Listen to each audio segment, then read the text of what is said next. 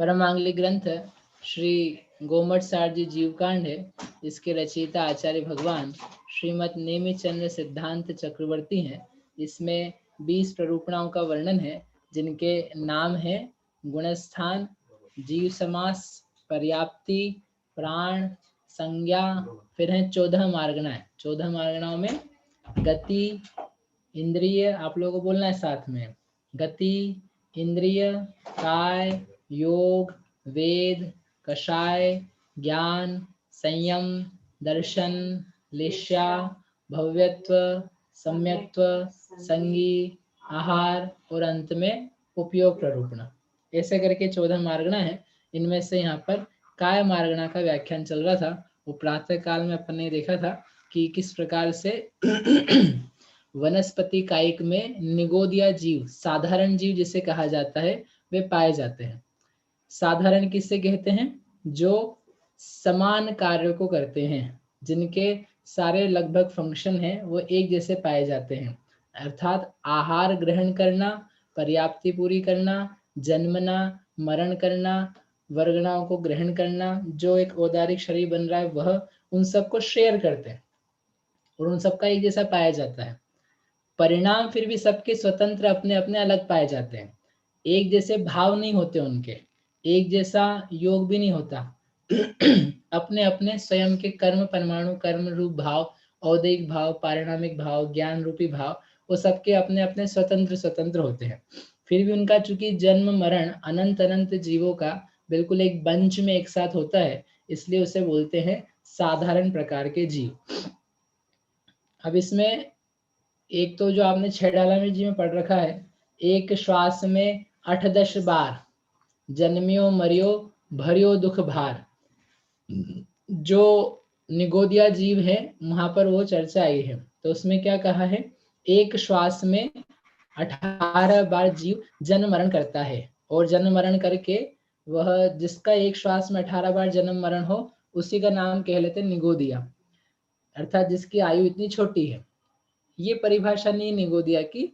एक श्वास में 18 बार जन्म मरण निगोदिया भी करते हैं, पृथ्वी कायिक भी करते हैं, जल कायिक भी करते हैं, अग्नि कायिक भी करते हैं, वायु कायिक भी करते हैं, वनस्पति कायिक भी करते हैं, 2 इंद्रिय भी करते हैं, 3 इंद्रिय, 4 इंद्रिय, पंचेंद्रिय, मनुष्य, तिर्यंच, संगी, असंगी, सब प्रकार के जो जीव हैं उनकी जो लब्धि पर्याप्तक दशा है, उसमें उनका जन्म मरण का जो टाइम है वो श्वास का 18वां भाग है, क्योंकि वह जो आयु है वह लब्धि अपर्याप्तक की आयु है। इसलिए जो श्वास के 18वें भाग में मर जाए उसका नाम निगोद, और जो लंबा जी है उसका नाम दूसरा टाइप। ऐसी परिभाषा नहीं है। तो वहां पर लिखी है, वहां पर उन्होंने एक प्रकार का दुख बताया पंडित जी ने, ठीक है। तो ये फिर निगोद किससे कहते हैं? जो यहाँ पर दिखाया था ना निगोद की परिभाषा, साधारण जिनका आण पाण गहनम आहारम जत्थैव मरणम एक्कै तथैव अनंतानंत मरणम, जहाँ एक का मरण महानंत का मरण, जहाँ एक का जन्म महानंत का जन्म। साधारण जो शेयर करते हैं, वो शेयर करने पर जो स्थिति बनती है, उस जीव का नाम है निगोदिया जीव। अब वो जो निगोदिया जीव है वह पर्याप्त भी होते हैं और अपर्याप्त भी होते हैं, और जो अपर्याप्त हैं उनकी है उम्र श्वास का 18वां भाग, और जो पर्याप्त जीव हैं उनकी उम्र थोड़ी लंबी है।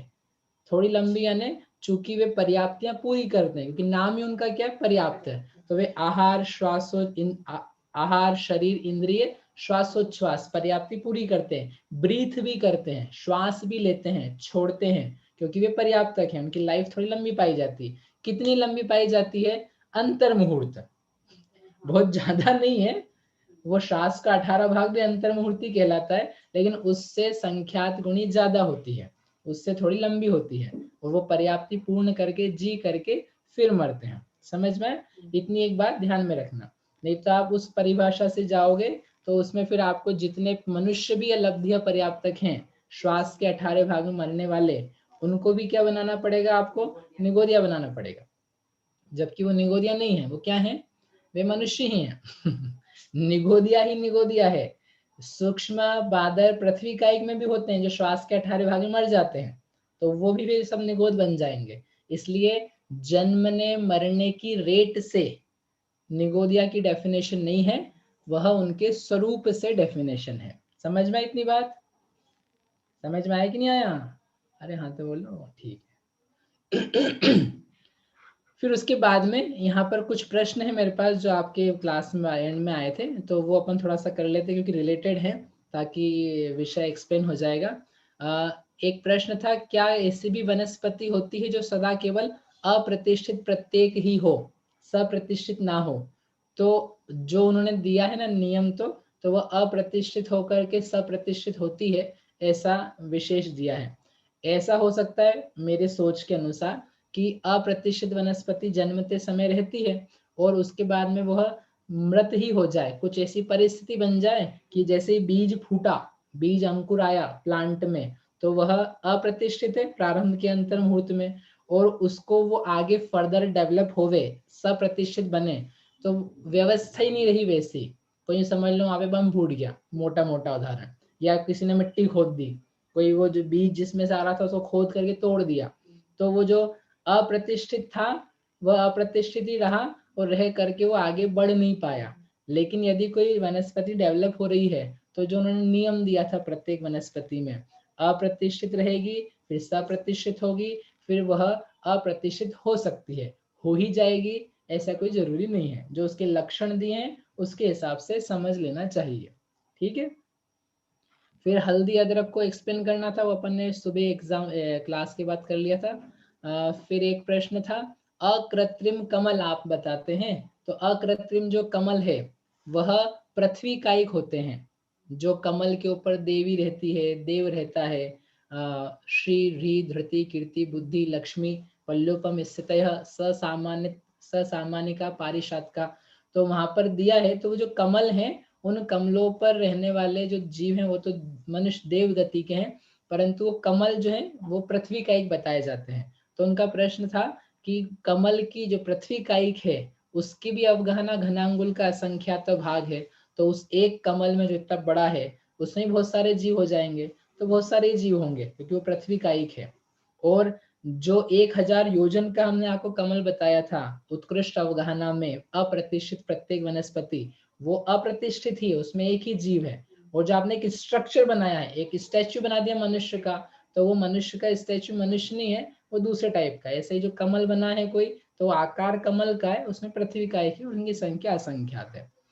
फिर रिलेटेड एक प्रश्न था, सूक्ष्म और बादर निगोदिया जीव दोनों ही स्थावर हैं, दोनों ही स्थावर हैं, क्योंकि जो जो एकेंद्रिय हैं उन सब का नाम स्थावर कायिक है। जो 2 इंद्रिय से पंचेंद्रिय तक के जीव हैं वे त्रस्कायिक हैं, तो वे सारे के सारे स्थावर हैं। फिर नित्य निगोदिया जीव है जिसकी चर्चा भी अपने को प्रारंभ करनी है, वह भी सूक्ष्म बादर दोनों प्रकार का होता है क्या? निगोदिया जीव दोनों प्रकार के हैं, तो नित्य और इतर दोनों जो कहे जाते हैं वे भी सूक्ष्म हैं, और बादर दोनों डिफरेंट टाइप के पाए जाते हैं। फिर वो जो लास्ट में पिक्चर था जो बताया था पंचगोलक का शरीर, अपन उसको देख करके बस अपनी चर्चा आगे चालू करते हैं। ये शेयर कर लेते हैं आप।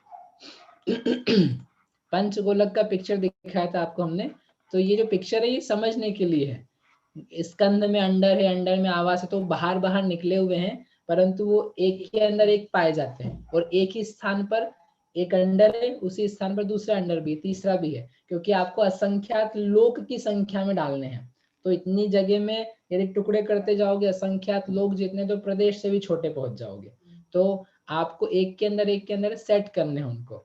तो निगोद देह में दिखाना है, ये प्रश्न उनका ये था कि देह से आपने जीव बाहर निकाल के दिखा दिए पिक्चर में, तो जितना बड़ा देह है उसके बाहर थोड़ी ना जीव है। हाँ, जीव बाहर नहीं है, जीव तो शरीर में ही व्याप्त है, ना स्कंध में है, ना अंडर में, ना आवास में है। वास्तव में निगोद शरीर में जितना बड़ा निगोद शरीर है उतना बड़ा जीव पाया जाता है, उसमें व्याप्त होकर के रहता है। लेकिन वो दिखाएंगे कैसे, तो समझाने के लिए ऐसा बताया था। समझ में आया? ये सब सुबह के बाकी रहे हुए प्रश्न थे जो सबके लिए उपयोगी थे, ऐसा सोच करके यहाँ पे अपन ने किए। अपन चलते हैं आगे। कहाँ चलना है अपने को?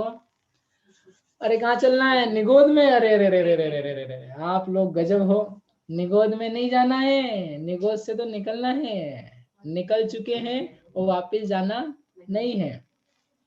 ठीक है।